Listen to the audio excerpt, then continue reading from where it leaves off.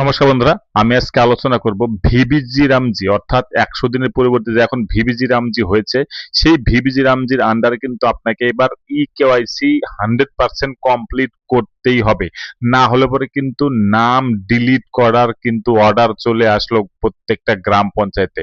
আপনারা এখানে দেখতে পাচ্ছেন যে প্রত্যেকটা জব কার্ড ধরে ধরে যে সমস্ত জব কার্ড হোল্ডার এখনো পর্যন্ত কেওয়াইসি কমপ্লিট করেনি, তাদেরকে ইমিডিয়েটলি ক্যাম্প মোড করে তাদের কিন্তু কেওয়াইসি কমপ্লিট করতে হবে। তারপরেও যারা বাড়িতে ক্যাম্পে আসবেন না, তাদের কিন্তু বাড়ি বাড়িতে নোটিশ পাঠানো হবে। তারপরেও যদি সে না আসে, তাহলে পরে কিন্তু তার নাম ফাইনালি এমআইএস থেকে কিন্তু ডিলিট করে দেওয়া হবে। আপনারা জানেন ইতিমধ্যেই এমজি এনার্জিস থেকে ভিবিজি রামজিতে সমস্ত কিছু কিন্তু ট্রান্সফার হয়ে গিয়েছে অলরেডি। এখন কিন্তু এই ভিবিজি রামজির আন্ডারে কাজ করতে হলে পরে আপনাকে কেওয়াইসি কমপ্লিট করতে হবে। কেওয়াইসি কমপ্লিট না হলে আপনি কিন্তু পেমেন্ট পাবেন না, বা 100 দিন যেটা ছিল 125 দিনের এখন কাজও কিন্তু আপনি পাবেন না। সেজন্য কেওয়াইসি কমপ্লিট করা কিন্তু একদম ম্যান্ডেটরি। এটাই কিন্তু এবার চিঠি দিয়ে জানিয়ে দিল রাজ্য সরকার, এবং সেটা কিন্তু অলরেডি প্রত্যেকটা গ্রাম পঞ্চায়েতে প্রত্যেকটা ব্লকে কিন্তু অর্ডার আকারে চলে এসেছে যে ক্যাম্প মোডে কিন্তু এই সমস্ত কেওয়াইসি কমপ্লিট করতে হবে। এবার আপনারা এখানে যেটা দেখতে পাচ্ছেন, এখানে কিন্তু যে চিঠিটা এসেছে কালকে অর্থাৎ 7/7/2026 কিন্তু চিঠিটা এসেছে, এবং বলা হয়েছে এটা টপ মোস্ট প্রায়োরিটি দিয়ে কিন্তু এই কাজটা করতে হবে। এখানে বলা হয়েছে যে 78% টোটাল রাজ্যে কিন্তু অলরেডি কেওয়াইসি কমপ্লিট হয়ে গিয়েছে। আরো কিন্তু 22% বাকি রয়েছে, যাদের কিন্তু কেওয়াইসি কমপ্লিট করতে হবে ভিবিজি রামজির যে সফটওয়্যার রয়েছে সেটার আন্ডারে। অর্থাৎ এম এই যে কাজগুলো হবে ক্যাম্প মোডে, সেখানে কিন্তু আপনাকে গিয়ে অবশ্যই কেওয়াইসি কমপ্লিট করতে হবে, না হলে কিন্তু আপনার নামটা বাদ চলে যেতে পারে।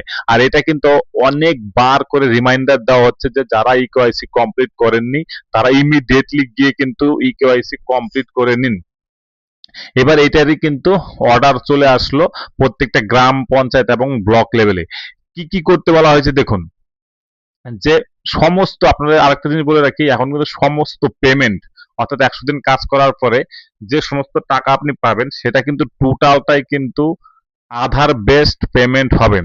এবার এই আধার বেসড পেমেন্ট করার জন্য কিন্তু কেওয়াইসি ম্যান্ডেটরি, অর্থাৎ কেওয়াইসি আপনাকে করতেই হবে, এবং সেটা 100% কিন্তু করতে বলা হয়েছে।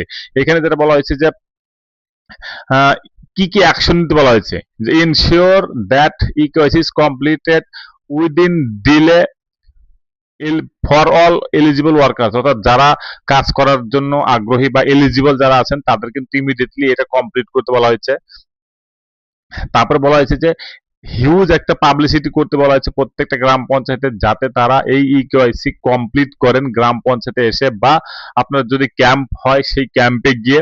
তারপর বলা হয়েছে যে প্রত্যেকটা আনউইলিং, অর্থাৎ যারা কাজ করতে ইচ্ছুক নন, এরকম কিন্তু অনেকেই আছেন, অর্থাৎ আপনার জব কার্ড আছে কিন্তু আপনি কাজ করতে ইচ্ছুক নন, সেই রকম বেনিফিশিয়ারি যারা আছে তাদের কিন্তু কমিউনিকেশন করতে বলা হয়েছে তাদের সাথে।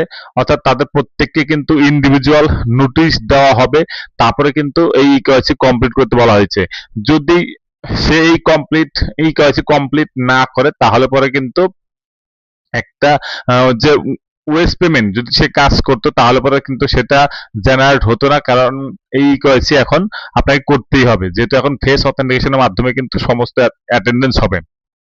আরেকটা বলা হচ্ছে deletion of in eligible worker, অর্থাৎ যারা কাজ করতে আগ্রহী নন তাদের কিন্তু বাদ দিতে বলা হচ্ছে, অর্থাৎ ডিলিট করতে বলা হয়েছে।